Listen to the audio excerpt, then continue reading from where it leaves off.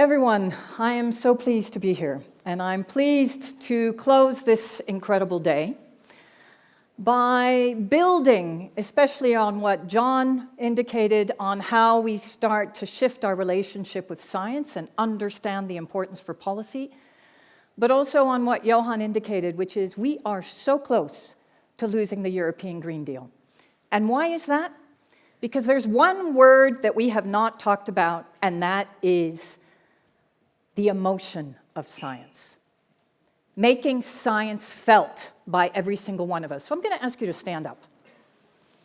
And I think we all need to kind of get up anyway. And I'm going to ask you, please listen, I'm going to ask you to pretend that you are, if you're not, under 25, like myself.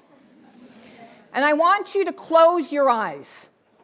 And I'm going to lead you on a very short journey, which will wake you up. Please close your eyes. You're walking down a street, and you can hear all kinds of noise. And you can smell petrol and gas and diesel. And there's a big plastic bag that lands on your head, and you shake it off. And then you bump straight into a homeless person, and you kick a heroin needle. And you go further, and you see people running into stores and grabbing whatever they can, and then running out and grabbing an Uber. And your anxiety is growing. And you're asking yourself, what am I doing here? And what about my future?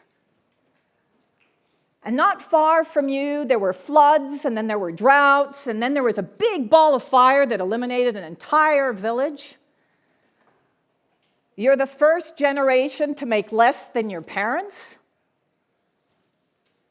You cannot afford to either rent or buy an apartment, and your decision is, do I live in my car? Or do I live with my parents? Now open your eyes. How does that make you feel? Anybody hedge a guess? Horrible. It's a nightmare. Welcome to the American nightmare. Does anybody know which city we were just in? Bravo. The wealthiest city where I grew up that has gone to pot, literally, is now being called Poop Town, which used to be Calcutta, but now we get to be called Poop Town. It's not a joke. It's the reality of what we're living. All of this incredible innovation, all of this incredible science that's gone into what? Has it helped people's lives? Oh yeah, 10% richest. In the United States, salaries since 1978 have grown by 1,400%. Employee salaries by 18%. Inflation by 20%. And that's just in the US. That is felt science. How we can actually be so distracted by greed that we forget about the importance of research and innovation for people's lives and livelihoods. We just did a massive human experiment. Experiments are not about labs. Experiments are about going into the lab and knowing that you are going to save people's lives and that you are going to stay within the planetary boundaries. We started as the Club of Rome in 1972, actually inspired by a speech by Bob Kennedy, who said, we place a value on everything that we shouldn't, and we forget to place a value on that that is most important. Creativity, love, good health, our families. How did we, over the last 50 years, lose sight of what's so important to humanity? We already predicted in 1972 that we would go beyond the limits. Then in 2009, with Johan, we understood the planetary limits. And recently, Johan, myself, and others started to rethink, Jesus, it's been 50 years since the limits to growth, and here we are, actually living the tipping points that were predicted in the limits. How do we create an Earth for all? Because the corollary of what we just went through is an alternative vision. The corollary is a vision where we actually, and believe this is 1972, and we're talking already about those growth trends. We know already in the 2020s that all those peaks, all those tipping points are going to happen. the correlation between population growth, industrial output, the way in which we've gone beyond the planetary boundaries. And then there's the huge elephant in the room, the impact on people's lives and livelihoods. The fact that we continue to live within an extractive economy that doesn't actually cost externalities. The fact that we only have one indicator, GDP, which was actually coming out of a war because we did need to rebuild. But in the 21st century, productivity has landed us into a situation where we have the wealth in the hands of a few, windfall profits for oil and gas companies in the midst of a climate crisis. Oil and gas companies who are telling us no reason to invest in renewables. 2.8 billion per day, those windfall profits, and we don't even tax them. Who and what is that elephant in the room? One, lack of systems thinking, lack of interrelationships. That's why it's wonderful that this prize looks at how many different planetary boundaries can we start to have an impact on? What are the interrelationships and the feedback loops between those planetary boundaries? But the other key elephant in the room is the fact that we have both social and environmental tipping points at the same time. That we have Earth system trends with socioeconomic trends. And the pushback on the Green Deal is a function of that. We were not able to describe that we are nature and nature is us. No, somehow it became some polar bear off somewhere. No, it is all about us, and what's incredible is that you see since 1972 in the Limits to Growth, the way in which both of those tipping points have grown exponentially. That is why we need new economics. That is why we need social sciences, not just hard sciences. We need to think through and take account for social and environmental risk in our financial and economic decision-making. We need a brand new financial architecture that gives space to the global south to be able to transition. They're asphyxiated by debt, a debt that we created, most of us, as neocolonial nations. We need to take into consideration special drawing rights and rethinking what we call the Bretton Woods institutions, the UN, the IMF, the World Bank, and work with them to think about how we can bring low-income countries on this journey of transition so that they don't make the same mistakes that the global north has made. We need to understand the perspective of both public goods and state goods and the role of the state, and also bring in the agency of women, not because it's some cute quota, but because women are essential within the economy. We saw it during COVID. Who were the ones that were part of the care economy? Predominantly women. Who were the ones that are usually on the front lines in terms of help during conflict? Bringing food? Women. The fact of the matter is that most women also in the global south don't have access to education. Many girls still don't go to school. This is fundamental. So we started to analyze the different types of economic systems that were out there. And it doesn't matter which one you pick as long as you take into consideration these key criteria. And that is why we decided to put forward a systems change agenda. An agenda actually that brings into consideration both the planetary boundaries, but those social tipping points. And we came up with 5 key turnarounds. We have to decrease poverty. We have to decrease inequality. Inequality is growing across the globe, especially in the north.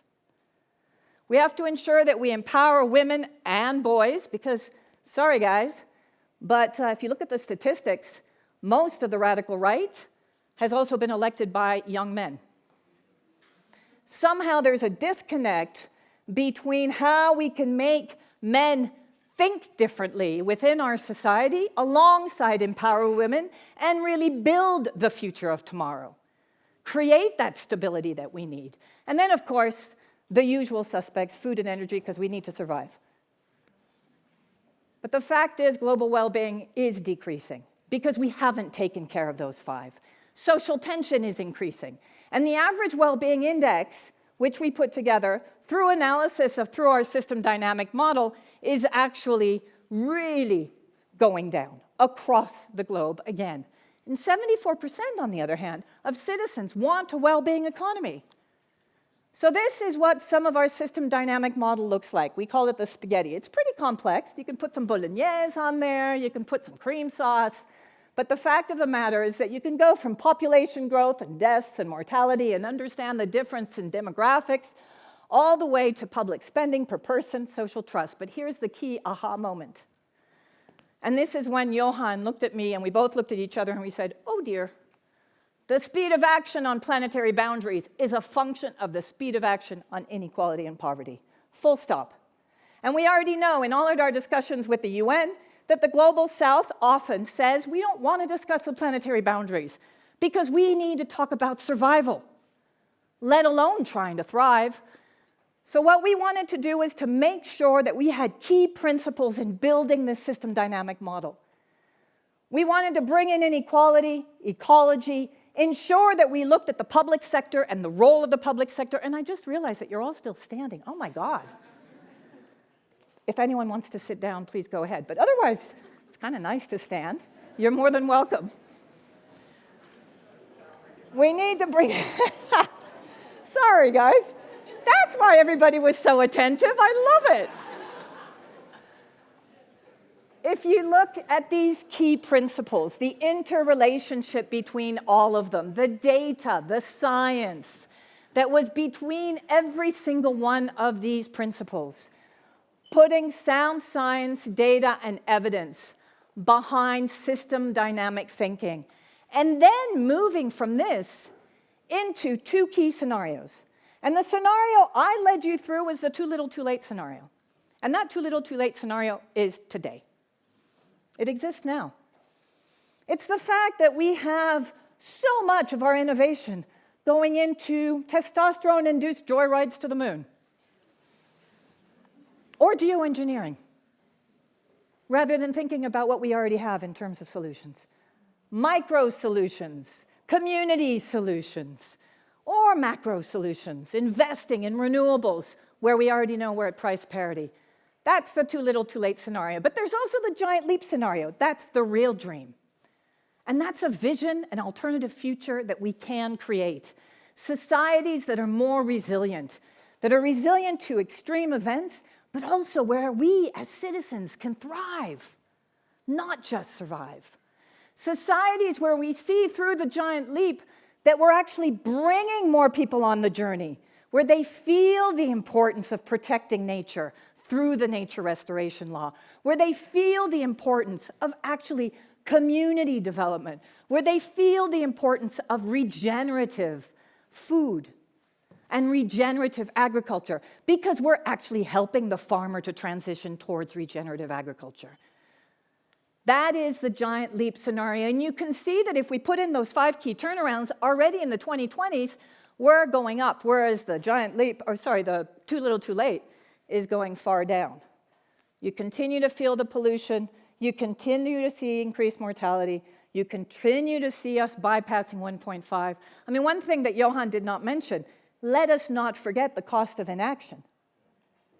Let us not forget that the recent report coming out from Potsdam, just published in Nature, if we want another science citation, is showing that at 1.5, we will already lose 10 to 15% GDP.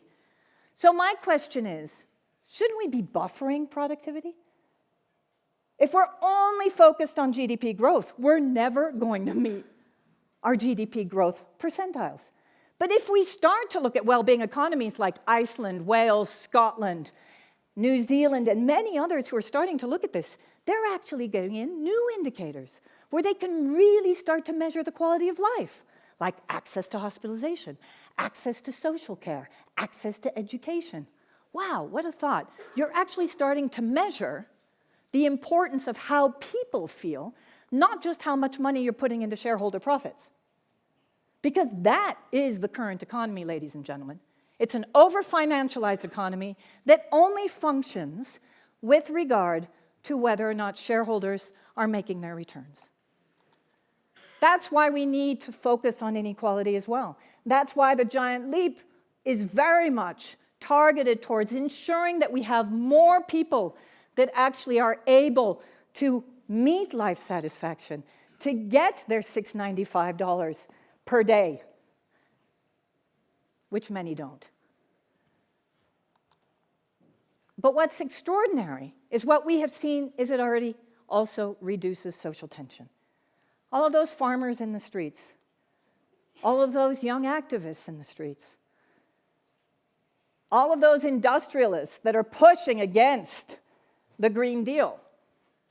What we're trying to say is social tension will only increase if we continue to allow for the exponential growth of inequality and poverty.